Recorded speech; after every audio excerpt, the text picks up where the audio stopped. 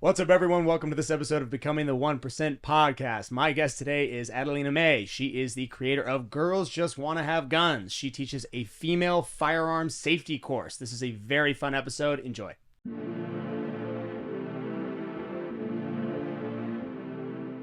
What's up, Addie? Hello. How are you? Good, how are you? I'm good. Thank you so much for coming on. Thank you for having me. Yeah. Welcome, This welcome. is fun. It's a lot of fun. What do you think of the place? Well, it's amazing. Thank you. It's crazy to think like it's a house. Yeah, it's crazy for me to think about that too. Like I was thinking about it looking online. I was like, I think it's a house, but I don't know how they would do that to a house. I started telling Andy that she needs to start preparing people ahead of time, like to know that it's, I mean, if you see the truck, you kind of guess, but Yeah. if you don't, you would have no idea. And so I tell people, I'm like, you need to tell my them. thing is, what do your neighbors think what's inside here? Like, do they even know what's in here? Some of them do. Because it's so quiet and because we don't really generate a noise complaint or really a noise of any kind, it's really just not really enough to get on anyone's radar. Yeah. Some of them are trained here, or Yeah. Some of the neighbors have been clients. They've come through, and we have had a few brush ups with the HOA, but it really didn't turn into anything. It kind of just, I used to let people in through the garage door. We used to open and close it and open and close it. So we closed it, bolted it to the frame, and then just kind of changed the whole thing up. So now it's all good. Weird thing, I'm pretty sure I picked up something on Facebook Marketplace from your next door neighbor. No kidding. Yeah. like you bought something. Yeah. Nice. It was like something for my plants, and I was like, interesting. And I pulled up, I was like, this place looks really familiar. Really familiar. Yeah. It's they do all the events and stuff right there at that park. So Yeah. I would say maybe like a tenth of everybody who ever comes here who lives in the neighborhood is like, oh yeah, I've been right there. I always go to the parks for all those big events, so they know kind of right where we are just from a general scope. But yeah, so the way I like to do this, the way I like to kind of kick things off is hand the floor over to you. I want to get to know you. I want to know what it is you're doing. You're doing some very interesting stuff. You've got a very cool niche market. Now you're doing fitness, but we're going to focus more so on the guns, on the safety, all that kind of stuff. So take it away. The floor is yours. Please tell me how you got into something like that. Yeah, so I started with firearms when I was like 5. I mean, I've been around firearms my whole life. So I would say 5. My dad like took me out and I shot a few rounds. It's not like I was actively shooting guns or competing when I was 5, but I was very comfortable around them. And then throughout my house, that was just like comfortable as a child. I knew like this is for safety. We don't touch this unless it's in that situation. And then I knew that that's how like guns were just normal to me. Mm-hmm. You know, I lived in Orange County, California, but I lived in more of an equestrian community and we had a larger property. So, you know, my dad was like, hey, let's go take the pellet gun out and like, let's try to hit cans or whatever, you know, like small game hunting. It was very comfortable for me. So I think I went through hunter safety course at like 11 years old. And then I made my dad sit through it with me, and then we started hunting. So my dad actually considers me like his third son because I have 2 brothers. Oh, nice. Which we did everything as far as like dirt bike riding and all that kind of stuff together. And so my dad definitely like took me out. And then what really got me into it was my dad was on a church security team, and the church security team was armed because it was a mega church. So the actual pastor would get like death threats and stuff. So as a actual bonding thing for the security team, they would go out shooting. When I was like in middle school, I was like, well, I want to go. And they basically told him no. And he brought me anyways, and he gave me a 1911, and he was like, all right, well, just do your thing. And then when they saw that I could handle myself when I was like 12, shooting a 1911 with the boys, they're like, okay, she can keep coming out. Mm-hmm. Fast forward, I was in high school, and I was a half online student. And I would go to school in the mornings at like 7 a.m. And then my dad would take me to school after. And then when I was able to drive, my dad kind of got, you know, I had to work, he had to work and all that kind of stuff. His friends took me under their wing, and they were into the competitive shooting community, but not super involved, but very well connected in the firearms community. So they took me in, and then they kind of were like, well, we can't keep training you for this. So I think you should just do competitive shooting and we'll train you in that aspect. So I started competitive shooting, and then from that day forward, I told my mom, I was like, hey, I'm going to be here every Saturday from now on, which I was not that kid. Like, she would put me in dance, and I'd be like, this is fun, but I don't like that I have to be here every day at a certain time or every day of the week at a certain time. Uh-huh. And I was just like, no, this is my thing. And then it stuck with me. So I kind of followed that path and that route, and I was training for it, as well as I was a young female. So I was 17 at the time. So I was finishing high school. I graduated young. And then because I was a young female companies were interested in having me or just kind of supporting me because they want that company name on somebody who has potential, who's young, but also the females in the industry are very few and far between. So they were like, we want to be, I mean, I don't want to say like we want to be on her because I wasn't that great, but I definitely got a lot of support from people, especially because the community is tight knit when you have good connections. And I'm very blessed with the person who got me into it, had amazing connections in the shooting industry. So in that aspect, I guess I did have a leg up as far as getting where I am. But I'm very thankful, and I was coached by some of the best people in, quite frankly, the world, like Taryn Butler. I was introduced to him very soon. He is the guy who trains like Keanu Reeves and all those kind of people for John Wick. So he did a lot of training with me. I trained with the guy who wrote the Air Marshal. Is that the kind of training that you're doing? The same type of stuff we see John Wick doing, like clearing a house? Definitely not. So, and I'll get into the differences between that. So there is definitely a difference between tactical shooting, competitive shooting, and like just pulling the trigger, just to go out to the gun range and go shoot guns. So I'm at the point now where like if you take me to just to go plink around and just like shoot one target and we're gonna shoot as slow as possible just to see if we can hit it, that's really boring for me. It's nothing against that, because I know that some people that's all they do and they're happy with it because guns are just like exciting. To be quite honest with, like, a gun is a gun for me. They all go boom. And they all, I mean, I've shot really cool guns. I've shot fully automatic guns, I've shot like pieces of history, and like they're all super cool in their own way, but at the end of the day they all go off, they all go boom, and it's you know, it's all the same. So it's actually like the skill level and the mental challenge that's interesting for me, and that's why I've actually stuck with competitive shooting, because I actually can suck in it a lot of time. So I mean, when we're talking about competitive shooting, when I started with pistol only, which was called USPSA, so United States Practical Shooting Academy. And that's where I started. So it's only pistol, and you go through a course of fire where it's, you know, 15 to 30 seconds long, maybe. More short range, definitely not long range. Obviously it's a pistol.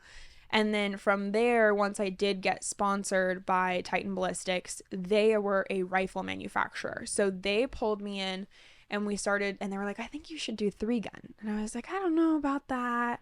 And which includes rifle and shotgun. And shotgun and handgun, right? Yeah. And so then there's also another part to 3-gun that now is called 2x4, which is rifle, pistol, shotgun, rifle, pistol, shotgun, and PCC, which is a pistol caliber carbine. So it's basically a rifle length with pistol caliber.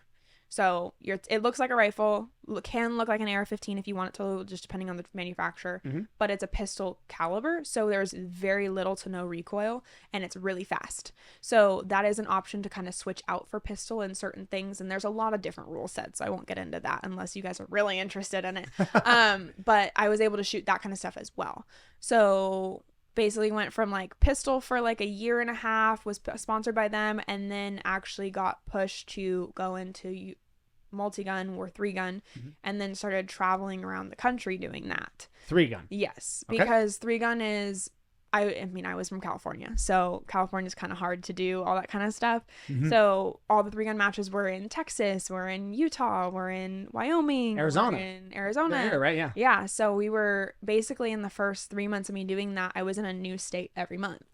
So it took me to, we went to Salt Lake City, but on the way I stopped at Zion. We went to Wyoming, but on the way we stopped by Yellowstone. So I got to see a lot of the country through shooting, even though I was like 18, 17, and I was like still figuring out life, but I was like kind of just doing something really cool, and like opened up a lot of doors to me. Very cool. It's outstanding. Yeah, and so that's the intro to competition shooting part of me. and have you been doing that consistently since you were 18? I mean, because it was 17, So, I mean, obviously, with this past year, like my business and moving, so I moved from California December of 2021. So I was here all 2022 and then now into 2023. So since moving here, I definitely have not shot as much, only because it's more like work focused or whatever, but I still have shot major matches. I still shot some locals. So I'm still staying in the community, keeping up on it, training, all that kind of stuff. But obviously the business. Are you still sponsored for it? Yeah. Okay. So that changes every year, kind of. I mean, not changes every year. Ideally, it doesn't change every year. Yeah. But, you know, as I am more connected into the community or meeting new people, those things kind of open up to me. Yeah. What does sponsorship look like for a situation like that? I mean, do they provide you with your ammo and your guns? Do they actually give you a stipend? I mean, how does that work? Really just depends on the company. It also depends on your performance. Like when we're talking about competitive shooting, I mean, for example, in the last match that I shot, it's one of the biggest and like most well-known matches. There was about 400 people. It's like 380 people. That's across the board, if we say like the open division, right? So it's anybody and everybody, like there is divisions and stuff, but let's say it's open. So it's all 380 people. That is men, women, young to old, like whatever it is. There's no really no cutoff. In that, I placed, I think, 103rd. And that was the best. Is that good? That's good? For me, that was my best performance in a very long time. Nice. I was extremely happy with it. There was one stage that I knew that I probably could have placed low 90s, but we're not going to get into that. But that for me was really, really good. So when people are like, did you win? I'm like, no, I was close. But the fact that I'm even in like the people who are in the top 2, they're winning world shoots. They're against all the top shooters in the world and they're winning. Right. And I'm very blessed and thankful enough to call those people my friends and like people I could call on the phone and be like, hey, what do you think about this stage plan? And they would give me their advice. Yeah. And what's nice is like the industry is so crazy and like people can be so rude, but also there's so many cool down to earth people. And thankfully, like those are the people that I've been able to be in contact with. And I'm so thankful for that. It's so cool. But as far as sponsorship, it really depends on your performance. So like, of course, those people are going to be offered a lot different things than I would maybe. And one of the things that I bring to the table that some of those people don't is I do have a social media platform. Like one of our good friends, Kyle Litzy, he's the top up there. I'm like, you got to get on social media. He's on there. But I'm like, you got to get up there. Like, you got to get out there. Like, you are so amazing. He's like, honestly, that's not where my head's at. My head's at competing because I'm winning. I'm like, okay, well, that makes sense. Well, then hire somebody to do it for you. Yes. And you're right. You could be amazing. All over, and he's so good. And like and nothing against Kyle because Kyle is killing it, but it's one of those things like a company might not sponsor me necessarily because I'm winning, but they might sponsor me because I have a voice in the community and I'm younger and a female. So that's the big thing that companies keep bringing up. I'm like, okay, well, I'm not 15. Like, we don't need to keep bringing up that I'm younger. But anyways, so well, you got to figure though in the 400 people that are there, you're probably in the youngest 10%. Yes, I am. How old are you? I'm 21. Yeah, you're in the youngest 10%. Guaranteed. Yeah, I am. I've been to some of the courses. I've often wondered with 3-gun, how exactly is it scored? It's really hard to explain. So actually depending on who's running it, it depends on the scoring. So typically it's time plus. So it's basically they take your time that it took you to shoot it. And then any penalties or say you missed a target or say you took too many or you took a penalty shot or whatever. What's a penalty shot? Say one of the targets is painted black or painted white. Painted white is a no shoot. That would be a penalty. So depending on the actual company putting it on, it could be like -5 or -10 seconds. So that's going to add 10 seconds to your time. So it's basically they take your time and then they add seconds for the penalty. Gotcha. Does that make sense? Yeah. So USPSA is more of a math equation. It's accuracy divided by time or time divided by accuracy. Oh, wow, that is complicated. Yeah, so it's really hard and crazy. I don't know. I don't really get it. I'm like, okay, that makes sense. I just kind of go with it. Well, but I mean, when you do it and you get your score back, you've got to have an understanding of why you got that, right? Do, I mean, you have to. Yeah, and there's a whole, I mean, I don't necessarily remember right this second because when I was shooting USPSA, I was real into it and I shot one USPSA match last year and I had a blast and I did great, but it was one of those things where I'm like, when I shoot USPSA, I'm honestly training for multi-gun. USPSA. What is it? Obviously, US, United States. What does PSA stand for? Practical Shooting Academy. Okay, got it. So, or Pistol Shooting Academy. Right? Oh, no, practical, yeah. Practical. Yeah. Practical Shooting Academy. Yeah. Yeah. So is that the biggest event? Are those guys kind of the top? biggest company in the competitive shooting world. Got it.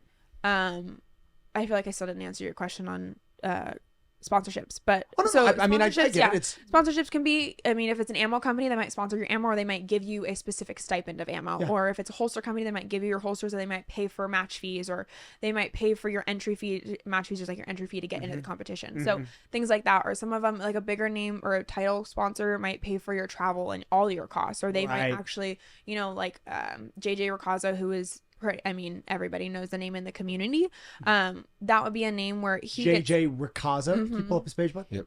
I'm sure, I mean, I don't know his details at all, but I'm sure like a company like that would pay him to be on their salary kind of thing. I mean, I don't, and obviously I can't speak for him because I don't know him personally, but I'm assuming when you're getting up there, that's when you're kind of employed by a company to work for them and be their spokesperson, teach their classes, all that kind of stuff. So have like an employee salary type of an agreement. Kind of thing. Yeah. I mean, to your earlier point about your the name of the friend who you said doesn't do social media, what was his name again? Kyle Litzy. Kyle Litzy. I mean, to Kyle, it's just it's so important to remember that if you are in the hunt for any kind of sponsorship from the standpoint of the company, Oh yeah. I mean, I'm sure they're impressed by what you do, but if they need to sell ammo, they need to sell guns, they need to sell swagger. Which is really cool to see. They need to see your social media. Yeah, because now he's like taking video courses, like teaching video courses, and I'm like, see, this is what I was waiting for. Yeah. Which he's like, the 16-year-old girl's like, you need to do what I'm doing, but it's fun to like have those people and be able to feed off of them in the shooting community. Yeah.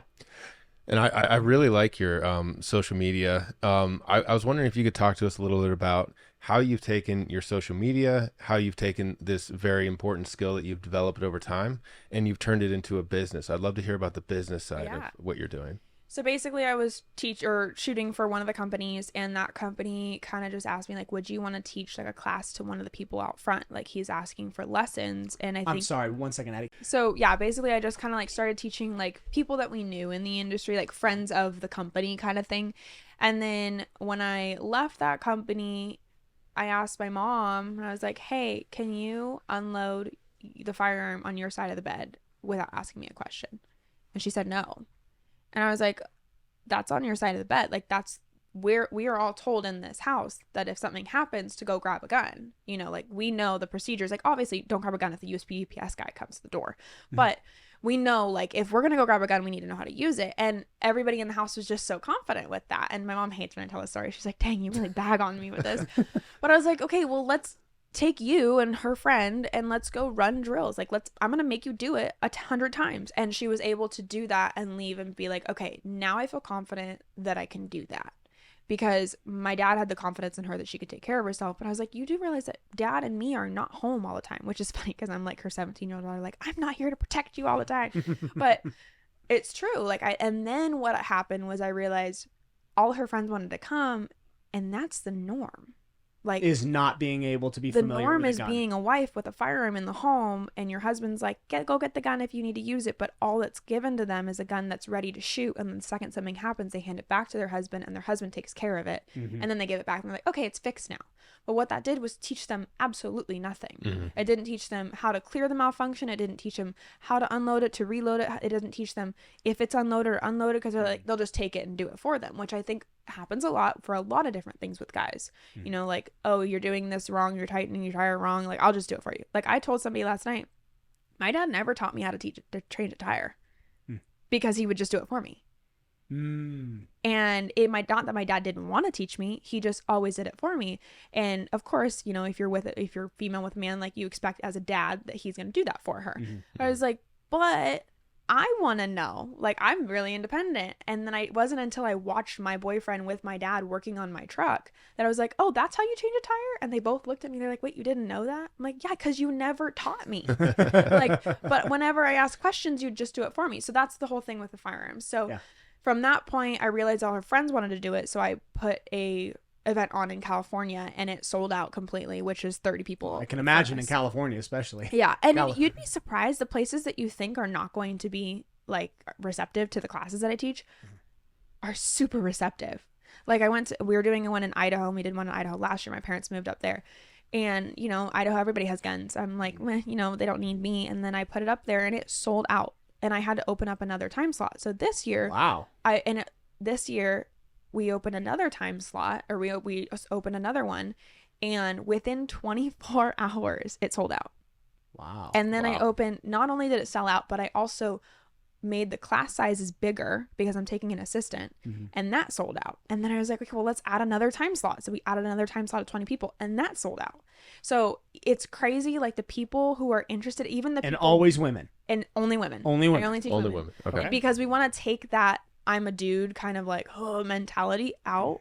1, 2, women respond typically better when they don't feel like a little bit of pressure from a dude. Sure. And part of the reason a lot of girls come to me is because they just don't want to be taught by their husband. Yeah, that's of course. That's literally it. That's its only thing. I mean, it makes complete sense to me. It also does. probably seems like, especially if you ever tried to work out with your wife. Yeah, or anything, honestly. That's the other thing. I feel like, I mean, maybe sometimes some guys are like, oh, I'm not going to teach you. This is my thing. But almost always, it's just out of laziness. It's so much easier to just do something rather than teach anyone, male or female. So much easier just to do it for them than to teach them. Because it takes a lot of patience. Yeah. And even for me, there's certain people I'm like, oh, I got to breathe through this one, you know, and that's okay. But I have to realize too, like with there's some women that are some of them are, you know, the exact like example that I told you. They're just don't want to learn from their husband. Some of them got taught from their husband and it just didn't work and they just want to come learn, and that's all it is. Yeah. Some of them have PTSD because their past husband held a gun to their head and they're coming to my class so they can feel better. And that's where I'm like, wow. Okay, I need to be that person that makes this comfortable for them. And it's not necessarily that they have mental issues now. It's just that they want to work through it because they feel, or they've been through something where they now feel like they need to carry a gun. Yeah. But they don't feel comfortable carrying it because they don't even know if it's loaded or unloaded. So what I do is I don't do anything past firearm safety, knowing like how the firearm works, how to hold it properly, how to pull the trigger properly, and then how to shoot accurately. That's literally it. The class is 2 hours long. And everyone's like, wow, it could be so much longer. Like, why isn't your class longer? I'm like, well, I'm not going into all the different tactics. Plus, they have to be able to leave and understand it. So if I'm going to give them 6 hours of curriculum, they're not going to remember anything. Sure. But the one thing that I make them do is I do it over and over and over again. Yeah. And some of them, they just leave feeling more confident. And the next time they come back, I have to teach them everything again. Because it's a perishable skill. And the big thing of like, oh my gosh, I'm holding a gun was the biggest deal to them. It wasn't that I learned how to do all this stuff. Yeah. To some people, even the mere idea of holding or touching a firearm, they see them. You get people who aren't familiar with them, and they see your gun. They're like, why do you have a gun? I'm like, well, I don't. I mean, it's over there. It's not going to do anything. It's basically a stapler. Like, it's not going to bite. But to people, you're right. I've had people be like, well, why would you have a gun on this trip or whatever? And I'm like, why wouldn't I have a gun? Why would you have a gun in here? Dude, you got kids. Why would you have a gun? I'm like, yeah, that's why I have a gun. Yeah. Like, Yeah. So that's basically what I do. That's exactly why. So the business kind of evolved from there. I moved out here. I did one more. That one sold out. It went great.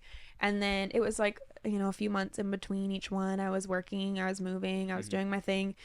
And then, you know, at 20, I thought I knew everything that I was going to do, which was last year. Learned a lot in 1 year, did you? I did. Quite honestly, I think that I've learned like 10 years of stuff in 1 year. Like last year was like kind of years. Probably the one of my, like the most hurtful, challenging, like growth years. But it was so good because I was able to come out of it and learn that. But why? So I actually moved out to Arizona for a job, and I wanted to move out of Arizona. One long story, personal stuff, but like I wanted to leave because I wanted to leave California and I wanted to get away and just have my own thing and get away from my old job, get away from the place that I was raised. Because I honestly, like after talking about it and after learning, I realized that I wanted to stop being recognized as Allison and Mike's kid. And I was like, I want to be like, I am me. And Allison and Mike were, of course, your parents. Yeah. Were they big in this community? They were just, so everything that I did, I was friends with their friends. Like I never hung out with people. I never hung out with people my age. Like I wasn't like the go and do sports in high school. I was hanging out with my dad's friends at the shooting range. And those same friends were on the security team at church. And then I was super involved at the church. And my dad and my mom were both involved at the church. So I was just, everyone that I knew me as from when I was this big. And it was really hard to be like, okay, well, I want to try something new. And even my mom was like, do you really want to be an EMT? I feel like you want to sing. And I was like, I do, but like, that's... Can you sing? I grew up singing. Oh, wow. So I've done a lot of different things. I've done a lot of different things. You were many hats. I actually like absolutely love music. The only reason I don't do music is because it's the one thing that I don't want anybody to tell me what to do with it. Okay. Because it's like the one thing that I like deeply like would never give up. Sure. But anyways, so I moved out here for a job and got the job before I even moved out here. So I needed to find a place fast. And I basically told my mom a week and a half before I moved that I was moving.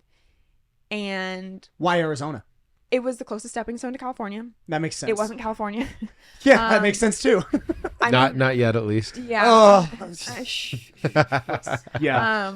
I moved out here with my boyfriend. His parents were the same city too, so it was close.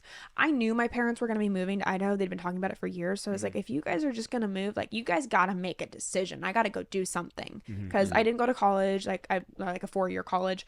I did go to EMT school. I did get my personal training certificate. I was a personal trainer in California. Yeah. And it was just a lot of different things where I was like, I just really feel like this is it. So I moved on a whim, basically. I had connections out here, and then in the first 6 months I pretty much decided that the company that I was working for was probably the worst company that I'd ever worked for. Okay. Don't need the name, but what was it exactly asking you to do that was so terrible? I mean, I was personal training, so it was fine. Oh, okay, so it was fitness. Yeah, it wasn't. And it was what I liked. You know, I love the clientele. But the hours, I was a private contractor, so like the pay was like confusing to the scheduling, and like it wasn't necessarily done very professionally. And he was asking us to do a lot, so I was working 12 hours a day. And I was working 6 hours in the morning, 6 hours in the evening with a 2-hour break, and I worked 30 minutes away. So it was a 2 hours of driving every day, 100 miles of driving. It was 12 hours of work. So at the end of the day, I was working 14 hours because I was driving. Wow. And then it was 5 days a week. And then he was wanting Saturdays, and I was trying to do my own thing, and he was respectful of that.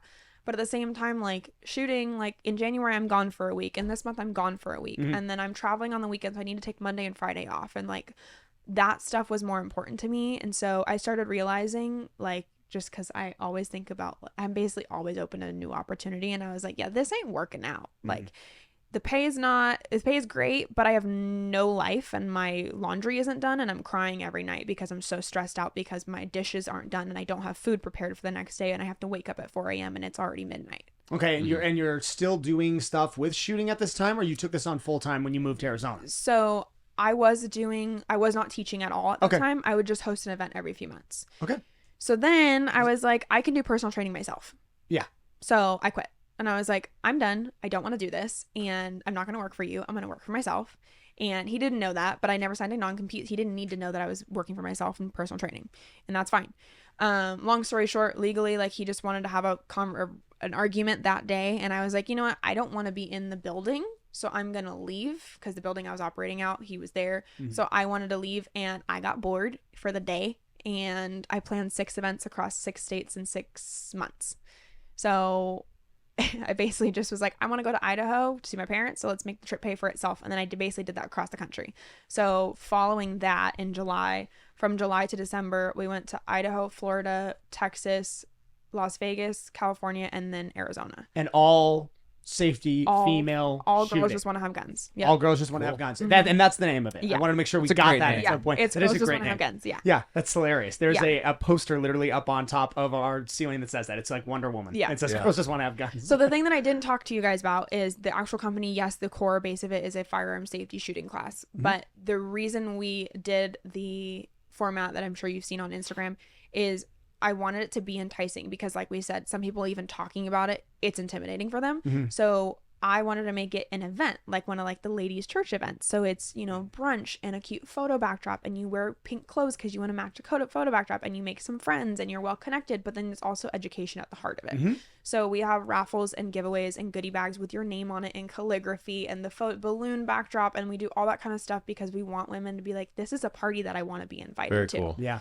So that's what I did. And then once we started touring, and like I guess, every time we go to a new place, or we go to a place, they're always like, oh, my friend couldn't make it, but we want you to come back. So now we're doing that. We're kind of going back to all those places.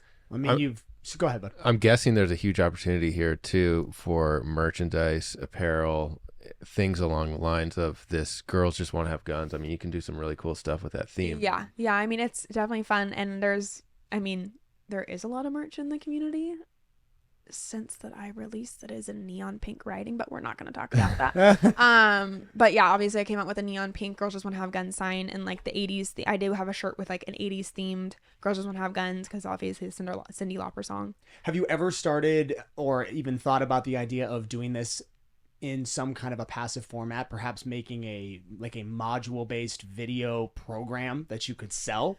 Yeah, so I definitely have videoed some of it, and I got it down now. Like, I don't really think about it when I teach. You teach it all the time. And I also teach weekly lessons and private lessons and all that kind of stuff here. We also do private parties here in Gilbert. Sure. So like, you know, you have a girls' night, bachelorette party, whatever it is. There you go. We can do that.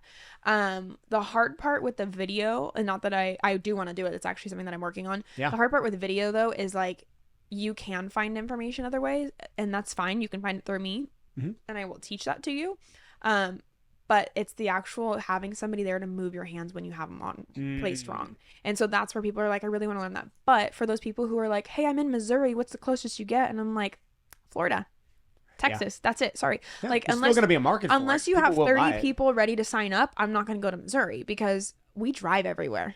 Do you really? We don't drive to Florida, but we drive everywhere else. Wow. Because my boyfriend welded me like hot pink Target stands, and we have the tables, and we have the chairs, and we have the photo You're backdrop. literally bringing all of your everything. event with you in a van. Mm-hmm. I assume. And the dogs. Big. Yep. Is that what you're trying? And the dogs. So I bought this to remodel this. Short story. I bought this to remodel this for Girls Just Wanna Have Guns, and I just posted a video on my Instagram the other day. This is the before. So it's rough in there. It's real rough. What happened was I took all the gross stuff out. I repainted everything. I put vinyl flooring in. I did everything. And then I sold it because I was like, this isn't worth the money that I'm putting into it. And I have already been operating for 6 months without it. Oh, okay. So you didn't do your events in here. You just flipped it. So I wanted to. The idea was. Oh, I see. The idea was we have a place to stay. We have a place for the dogs to stay when I'm teaching. We can put everything in it. If we want to have a fun toy. How many people could you fit in there? I mean, how many? I mean, that would be just for me to sleep in. Oh, okay. This would be just like the You wouldn't do the events in there. No. You would just try. Oh, I get it. Okay. So we'd bring it to the range.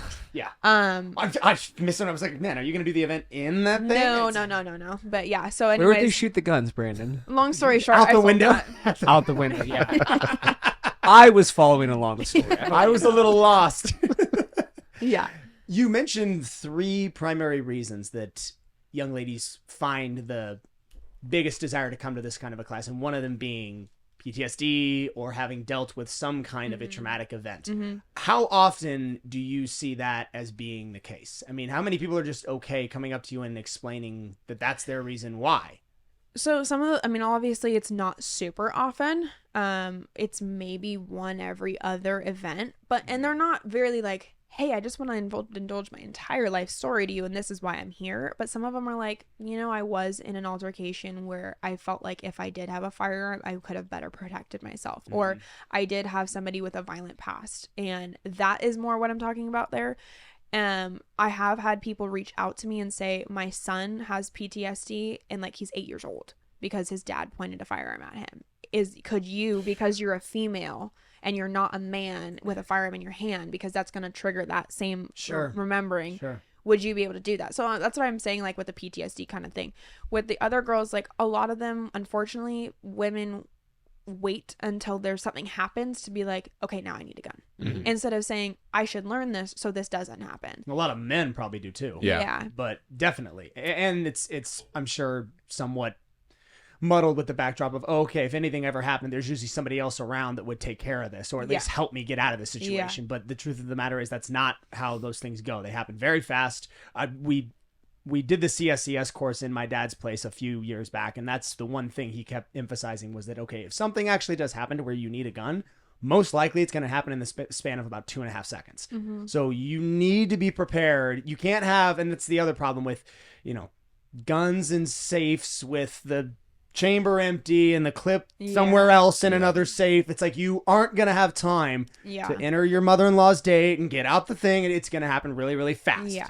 And I think especially it's a much more dire situation if you're female, because most likely the perpetrator is going to be male. I mean, almost certainly. Well, and now that I'm doing, like I did a speaking event last week about firearm safety and just kind of talking about the business, but most of it wasn't even talking about me. It was talking about statistics. Like women, yes, unfortunately, we are a easier target.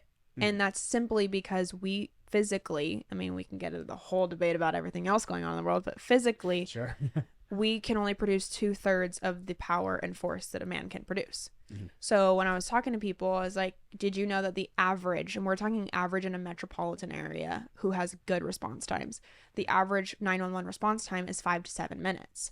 So let's put this into context. You go into 7-Eleven to purchase your gas, and you hand the cashier your gas, and he pulls you across the counter. Thankfully, someone inside saw it happen, called 911. You still have to fight for your life for 5 to 7 minutes. Can you do that? Mm-hmm. Because you are now fighting somebody, regardless of if they are fit or not. Because I've had people pick me up and throw me around playfully who I thought didn't have the muscle to do that. And I'm strong for a girl. Mm-hmm. So they can pick you up and throw you around even if you think that you're strong and you can, if you hold my arm down, it's going to be really hard for me to do anything about it, even if I'm joking, trying to play with you, Yeah. So what people don't realize is like, yes, adrenaline, you're going to have a little bit more like that just crazy, like mom strength, right? Or dad strength, whatever. But you have to realize you have to be prepared mentally. Like if you're not prepared to fight for your life for 5 to 7 minutes, then what are you doing? Yeah. Not to mention you're almost certainly going to be shocked that this is happening to you. Yeah, you're also going to be like, what the hell is going on? Like if somebody, I mean, think about how weird it is if anyone in public ever even like touches you. Yeah. I mean, touches you in any way, accidental or otherwise. It's like, you're like, whoa, wait a minute. Why'd that just happen? That's not supposed to happen. But you didn't even see it coming. Yeah. Yeah. You never see it coming. Yeah. Yeah. So it's even more dire if you are a young lady. Yeah. And that's why they say, what, guns are the great equalizer? Yeah. I mean, some people can disagree with that. And quite honestly, like, No, they will. I'm going to say what I'm going to say because that's truly what I believe. Like, I've seen videos of crackheads getting shot 9 times and they still keep running. I've seen people get pepper sprayed and they still are able to fight and hit people because their eyes are closed, but they're still able to hit people. Yeah. Like, there's still things that are always going to be able to happen. Also, human trafficking, but we don't need to get into that. But that's we will. But yeah, it's the only equalizer between a male and a female. If you hit a man, he's going to hit you like a man back. What do you expect? Mm-hmm. If you're going to punch a man in the face, he's going to punch you in the head back. Yeah. Sorry. Like, I don't know what you want to say. So the only equalizer that's going to bring you to the men's force, to the men's level there with force, is a firearm. Mm-hmm. That's it. Yeah. Firearms get a lot of, they're attacked for all sorts of things. I mean, school shooting, anything like that. It's always, there's a whole community of people that blame the gun, but the gun also solves the problem. Exactly. I mean, it may have been the problem. And let's say for the sake of argument that it is, Yep. But it also was in the hands of an officer. It also solved the problem and saved lives. Well, and something I bring up too is like, if you really do study gun control in other countries, so like any other country that has 100% gun control, if you look and study their numbers of crime rates and sexual assault and all these things, Knife violence. their knife violence doesn't go up. You don't have to go out of the country. Just look at Chicago. Like, what happens is the murder rates and violence with firearms goes up. Yeah. And then there's nobody to protect themselves. You do not want an unarmed society. You just don't want that. No, not at all. No, the only you brought up mace and pepper spray and Chicago all in the same 3 minutes. We just, our cousin today, I couldn't get that out of my head for like an hour. Our cousin today sent us a video in Chicago. The fire chief, and I know this isn't meant to be funny, but the fire chief of Chicago has apparently been walking around, and they have this on video. He has been taking bear spray and basically spraying the homeless. Oh my God. For 3 years, he's been doing this. Oh my gosh. I don't even know what to make of that kind of it's like security footage of him just walking around spraying these people. It's nuts. But yeah, like you said, I mean, what reminded me of was they get up and they still run. They still they come at him and stuff. So it doesn't like stop you. Yeah. If somebody is really, really set. And that is the other thing that you have to account for. If someone's crazy enough to grab you at a 7-Eleven and pull you over, they're crazy. I mean, that is not their first time doing that. Yeah. That's not a normal thing that a normal person, even a halfway sane person would do. Like, if you think about it, like the people who are going to rob you on the street, like on a whim, who are going to do that, they're looking for fast cash. They're looking for something quick because they're trying to score drugs or they're trying to score whatever. Right. So they're already on something. Yeah. So, they're not I mean, and rationally. something that I also brought up too is like the difference between, and I can't speak for a dude because I'm not a dude, but like there is that little part inside of me, even though I do carry a firearm, that whenever I hear footsteps in a parking lot or I'm walking my dog or somebody's getting out of their car and I'm in a neighborhood, there is that slight second of like, oh my gosh, what's going on? Because you, as a female, you just never know because you are a different target. If you look at all the statistics, like, yes, there are a lot of violence against guys, but it's not necessarily it's like very different. It's very different, and it's a lot less personal too. Yeah. Like when a female gets abducted, there is no telling that if she's not either going to be trafficked for sex trafficking or she's going to be abused or she's going to be raped or whatever it may be, something's going to happen to her. There's very, I mean, yeah, maybe they're going to steal her purse and walk away, but that's the best case scenario. If she's lucky, yeah. Now, then we talk about women with kids.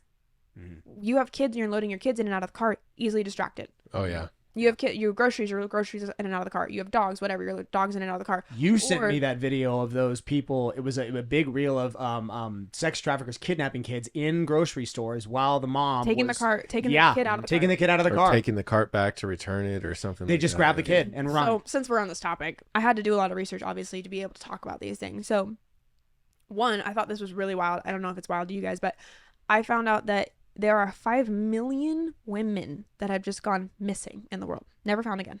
just gone. Yeah, that's Disappeared, wild. vanished, like either sex trafficked or killed or whatever, never found. So in the world, obviously, so it's not just the United States, but Sure. also Arizona is 13th in the country for sex trafficking because we are close to the border. There are 52 states. 13 is not that great. Top 5, the numbers are not that much different than Arizona. So Sure. in 2022, in August of 2022, so 7 months ago, there was FBI did a investigation across the country, and in 4 days they found 85 human trafficking victims, and they obviously rescued them. 17 of them being in Phoenix, the youngest one being 11 years old.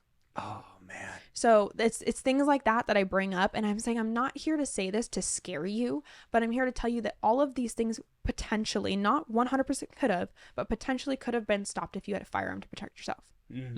Definitely. Yeah. And it's gonna keep getting worse. I mean, that type of a thing, it's kind of the new drug trafficking, especially in Arizona.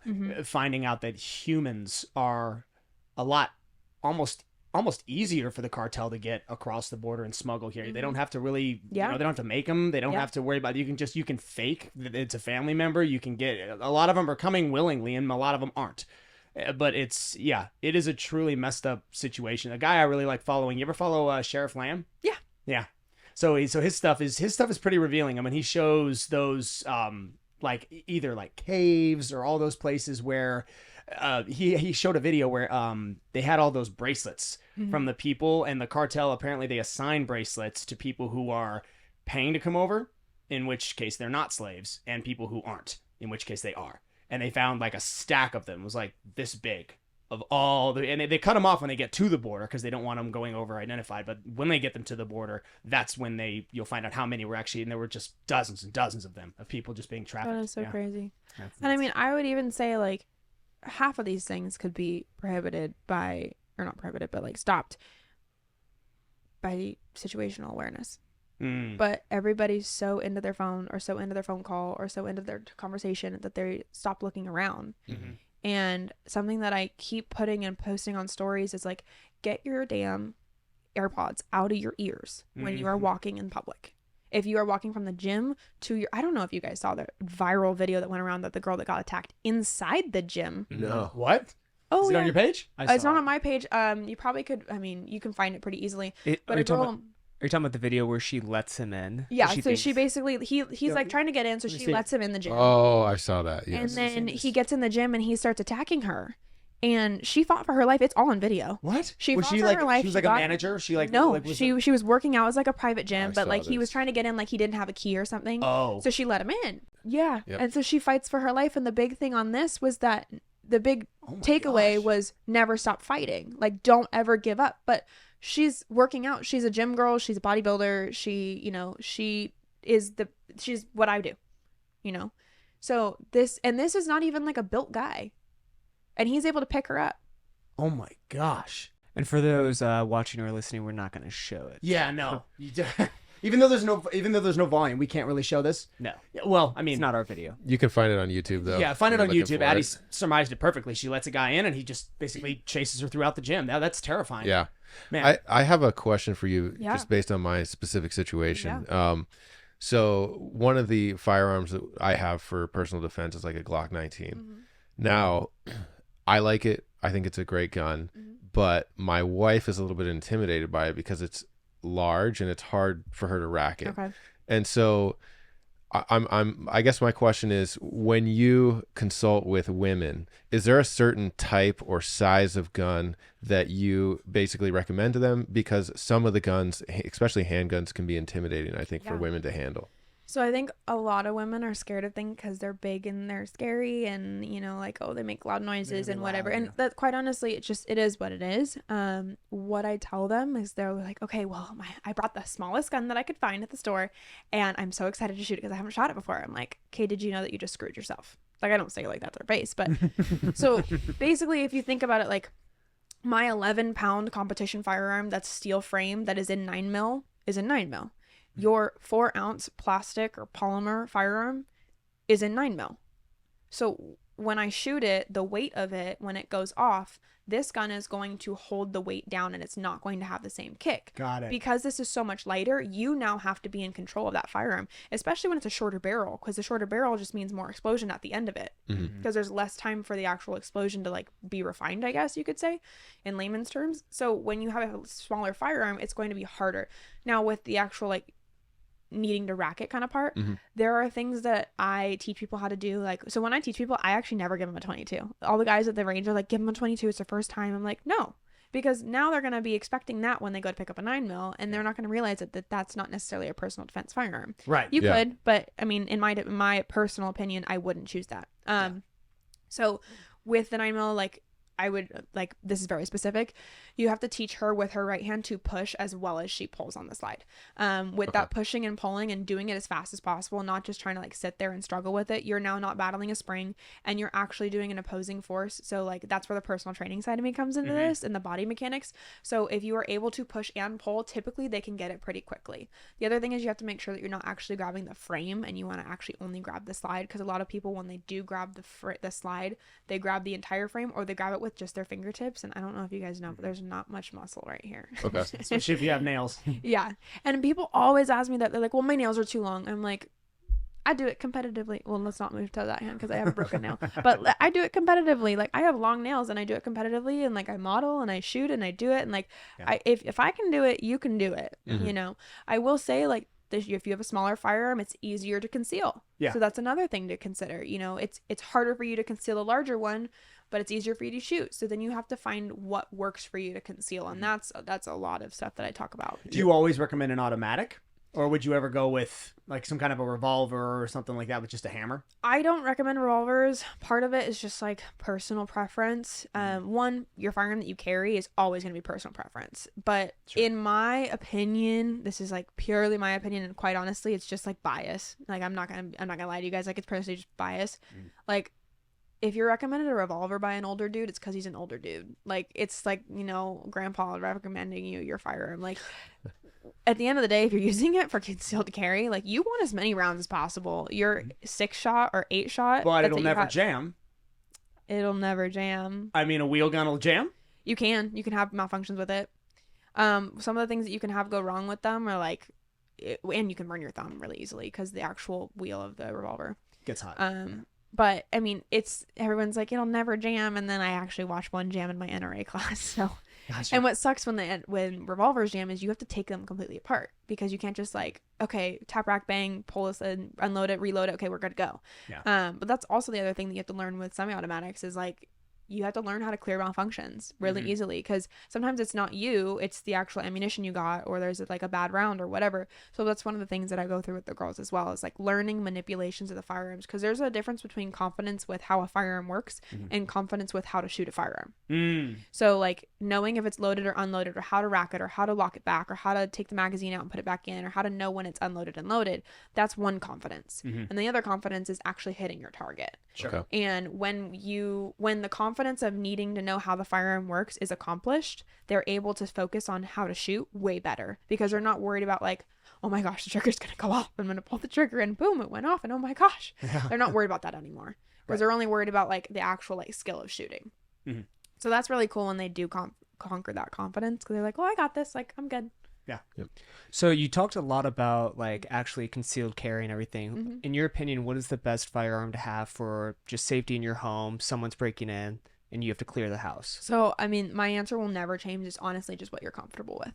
Okay. So if there's a female coming in, they're like, I want only self-defense at home, I'm never going to carry it on my body, I'm going to refer them to something a little bit larger, because it has that heaviness factor. You can get your hands on it completely. Would it always be a handgun? No, not necessarily. But when it comes to handguns, that's what I would do. Got it. I mean, everyone's like, well, when you hear a shotgun, everyone is going to get scared. And yeah, you can do a lot of damage with a shotgun. When you hear that of the shotgun, whoever's here, they're going to be like, oh crap, you know. Unless they're on meth tweaking, in which case they... You know, depending on the caliber that you go with, like rifle calibers can go through 6 walls and then hit the kid in the next house, you know, like 6 houses, you know. So those are things to consider. Also, if you're going to keep it in your house, you're going to fire it, you're going to lose your hearing. So that's another thing no one thinks about. It's like, okay, well, you might lose your hearing, and now you can't hear when somebody's running at you or the police are saying, is it all clear to come in? Like, those things are things to think about. I mean, granted, your safety is number one, so think about that first. But I feel more proficient with that. Have you ever done any work with like suppressors or anything like that? I've shot them. Yeah. I've shot them, but I don't. I mean, they don't, contrary to popular belief and what you see in the movies, they don't mute the gun. No. But they do make it, I mean, because we do a lot of stuff in the indoor shooting ranges. Yeah. With a suppressor, you don't need ear protection as much. Oh, yeah, absolutely. You can just fire it. And so, I mean, that, if you did all the proper pertinent paperwork and got it legally. And you're in the right state. Those are tricky. Because that's, you got to make sure the laws are, because the laws are changing all the time. And then you get into the fact that you're going to use it in self-defense. So now you have a lawsuit. Why would you have a lawsuit if you used it? Let's say that you're going to talk to an attorney. If you use it on somebody and you shoot somebody, you're going to talk to an attorney. So then you say you're in California and you have all these modifications on your firearm and you have a can on it and you have this and you have that. Now they can use that as like to spew all those things against you, that you were trigger happy and you were expecting somebody to come into your home. God, I hate California. And that's what Even I'm saying. Just hearing this conversation makes me. I mean, that's why they say, like, when you have a modified trigger on your firearm, like, some people are, they're going to use it in the media as you were ready and fast to pull the trigger. I'd be like, yeah, I was. So what's the problem? Yeah, that's kind of my whole point here. So unfortunately, the firearm community is really gross in that sense, where it's like everything is torn apart, where you really can't do anything right. And even in the community, like, you're gonna disagree with me, and then they're gonna tear you down, or you're gonna say something right, and somebody's gonna be like, yeah, I agree with them, and then somebody else is gonna tear you down from outside the media. So it's really rough community to be involved in as far as like standing up and advocating for it, especially in California. Oh yeah. And you were involved with the NRA. I'm an NRA certified instructor. Got it. So yes, you are. Have you gotten any backlash for doing that? I mean, you're a social media presence. People obviously have opinions. No, it doesn't necessarily mean that I'm not an NRA member. I'm just certified by the NRA that I took their courses and I am adhering to how they legally teach. I know how to properly teach somebody, and it's a certificate at the end of the day. Yeah. And if you were to sit down and explain this to the person, I'm sure they would back out. But somebody just sees those 3 letters right next to you on your profile. That's enough for them. That's all they need to see. And quite honestly, everybody has something to say about anything. They're always going to say something like, you did this or you did that. Or I have videos and they're like, oh, I wouldn't have done that. I wouldn't reroll it like that. Or I wouldn't, that's funny you pull this up. I actually did save this in drafts, and the wording didn't save on top of it. But the wording on top of it was, I would never carry appendix. I would never carry with an ulti clip, which is the clip that's on there. It doesn't hook to a belt. It hooks to just fabric. Okay. And somebody else is like, I would never trust you with a gun or whatever. And those are things that are in my comments all the time. Sure. But I'm like, I'm sorry, sir, who's 54, nothing against you, but do you wear leggings to work every day? Because I do. That's my work attire. Mm-hmm. So I either need to I either need to figure out how to carry in leggings, or I need to figure out something to carry on me that can carry a firearm in it. So your opinion doesn't necessarily matter as long as I'm able to do it safely and protect myself. And obviously, safely is the biggest term. Like, I'm not pulling the gun out and the whole holster's coming off, or the gun's falling out of my pants or whatever. I wanted to ask you, is there a certain location that you conceal carry, like you prefer to conceal carry? I prefer to conceal an appendix. Okay. Meaning what? Like in the front, at the 2 o'clock position. So front appendix right here, right in between my hip bone and like my stomach, where that like kind of little like divot is. On your dominant hands, or on my right hand side, because that way I can like lift up my shirt with my left. So you don't cross draw. You go straight up. Yeah. And then come up with my right. It's pretty close to like drawing off your hip. Mm-hmm. The reason being is that's really the only place that I can conceal. So like with dudes, like body wise, you guys have a little bit larger of shoulders, but your hips are typically thinner than your shoulders, or like you have that little V shape. So you're able to wear a shirt that hangs off of you, and you can conceal something on your hip at 3 o'clock. Yeah. Whereas females don't have that body shape. Typically our hips are in line with our shoulders, or like maybe a little bit thinner, and we wear more form-fitting clothing. Yeah. So if I were to wear something on my hips, you're going to walk into the supermarket and be like, yeah, she's got a gun on her hip. Got a gun on her. Right there, I can see it. Yeah. So that's a little bit easier, especially for the women who are a little bit more blessed up front. They can wear a shirt that kind of hangs off and like really conceal really well. I kind of have a hard time, especially because I have a small frame and I'm always in compression clothing because I'm working out or I'm teaching people or whatever. Finding the right clothing, finding what works for me. It took a long time to figure that kind of stuff out, but also I work with companies that create products to do that. Yeah. Okay. Best holster to wear in yoga pants? Kydex. Okay. Regardless. My answer will always be Kydex in regardless of the pants. Because if you're not wearing a Kydex holster, or if you're wearing something that's not rigid, I should say, like potentially leather or fabric or whatever it may be, there is the potential for the trigger to be pulled. Okay, that's important. Yeah. Holstering, reholstering, or while it's in the holster. Oh my gosh. I mean, even the rigid leather that's Ask treated. Plaxico Burris.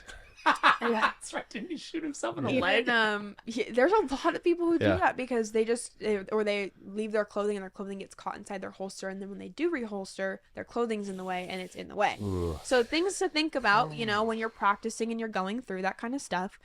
I have a lot of people that say I would never carry appendix because if the gun did go off, you'd be shooting your femoral artery or you'd be shooting your groin. And for guys, that's really concerning and all that kind of stuff. But I'm like, okay, but also like if you're practicing proper safety and you have a safe holster, that's should not be a worry for you. Mm-hmm. But that's also personal preference. I know some people who can't carry appendix because they're a little bit larger in this area, so they can't carry there, so they carry on their back. Mm-hmm. Okay, well, make sure that one on the back, because I've seen photos of people shooting their butt cheek because their holster wasn't rigid and when they weren't looking when they were reholstering, and so that rigid leather, the corner of it bended inside and it caught the trigger and it shot their butt cheek. So it's things like that. I mean, What do you carry chambered? Yes. Always. Yes. Yeah, it's the same thing they told you at the CSCS. It's the exact same thing as the timing of an emergency. You are not going to have time to pull out your gun, chamber it, and then proceed. You have to pull out your gun and use it. So people say like, you're going to pull out your gun, chamber it, and then proceed, right? That's 3 steps you have to remember to do while you're also in fight or flight response. Right. Yeah. And high adrenaline, fight or flight. And what people don't remember is you are on defense. Mm-hmm. You are secondary. Which means you're already being attacked. So you are already being attacked. And then you have to, once you're on defense, so what's happening has already been initiated. Then your reaction time has to kick in. Then you have to react to that reaction time and say, oh, still have to rack the slide. Mm-hmm. And then proceed. Yeah. That's way too much time between then and when your life is on the line, seconds matter. Yeah. Yeah. So. Yeah. Speaking of reaction time, I've got kids in the home. And so one of the concerns is obviously not being able to get to my gun fast enough if I need to get to it at nighttime while I'm sleeping. The other side of the coin is my children getting access to that gun. Yeah. What is a good balance, and should that gun be ready to go, ready to run at night? Or is it a situation where I need to keep it so that it has to be racked before we initiate anything? Yeah, so I mean that's definitely something that comes up a lot, especially with my girls who even have firearms in their purses. They're like, well, my kids go through my purse. One of those things that I really can't answer because I don't have children. I'm not a parent. I'll never tell somebody how to parent, but from my personal opinion, like I stated, when I was raised with firearms, I was taught proper safety. I was taught how to do things properly. When you want to touch a firearm, you ask dad, and this is the seriousness of it. But I was also never told like, no, you can't touch this. You can't see this. Because, and I relate it to like alcohol in the home. Like a family that has alcohol in the home and kids see it and they know like, this is not for you. It's for when you're older, but it's kind of normalized to them in a sense. Those kids aren't as thrilled by the thought of parents aren't home, let's drink. Yeah. And it's the same thing with firearms. It's like, oh, okay, just because it's sitting there doesn't mean I need to touch it.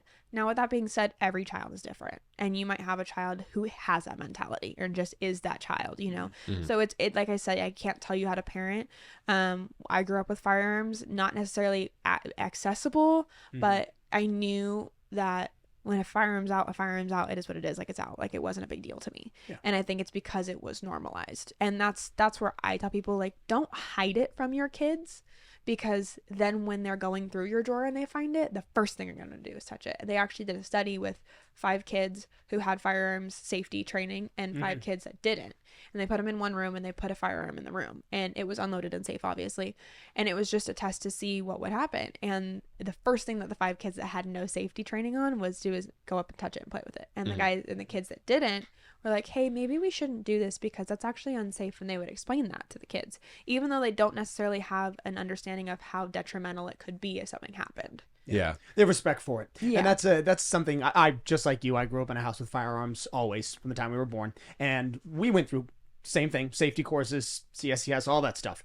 And the thing that was really reinforced was like you said, if you plan on touching this, you are never to do that without asking me. So you know where it's at. It's here. If there's an emergency, you need to be equipped to use it. And we were taught how to use it at maybe 10, something like that, like really young. Yeah.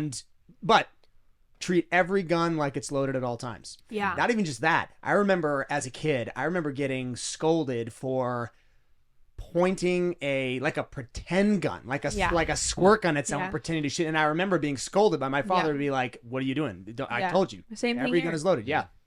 Yeah. And it was, I mean, I make that point in my classes is like, even with Nerf guns, even with like fake guns or whatever, or say it's like one of the model guns that we use that's plastic, right? And it doesn't even have any of the functions to do it. Even that, just treat that as if it's a real gun, because the second you do have a real gun, you're going to treat it like all the other guns that you handled. Yeah.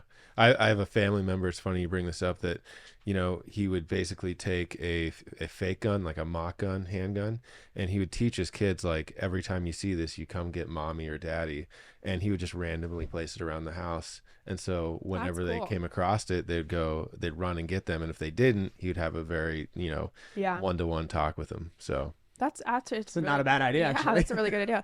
I actually saw this video and it's going around. Apparently, it's an older video, but it's a guy who taught his 5-year-old daughter, and he put a blindfold on her, and he was like, "All right, what round is in your hand?" She's like, "22, 380, 9 mil," and then he gave her a gun, still blindfolded, and she like unloaded it, loaded it, and then like dry fired it, and then unloaded it, put it back on the table, and he gave her a rifle. And while she's doing this, he was like, "Who wrote the Declaration of Independence? Who this? How that?" And she's answering them all, and she's 5. That's the most American thing I've ever heard. Is there a bald eagle in the background? I was about to say, if she had an eagle, that would be the complete thing. And he was like, "Okay, if something happens, what number do you call?" And you know, she's 5. Like these are things like 5-year-olds should know, like call 911 if something happens, or you know, what's your home address, or what's your mom's number, like things like that. But she's answering that plus unloading, reloading, taking the firearm apart. I was like, that's my kid. I want that to be my kid. Little Ted Nugent playing in the background. Seriously, yeah. Well, Addie, this has been really fun. If people want to get involved in this, if they want to take this course, if they want to ask you a question or anything after this comes out, where would they go?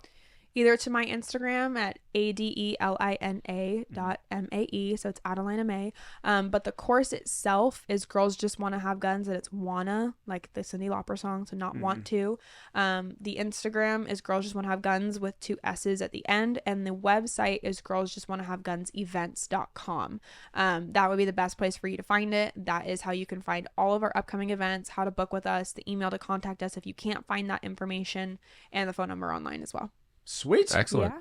Good job, guys. That was a lot of fun. Thank you. Thank you. Yeah. Thank you so much for coming. Thank you. I appreciate it. Yeah. All right, buddy.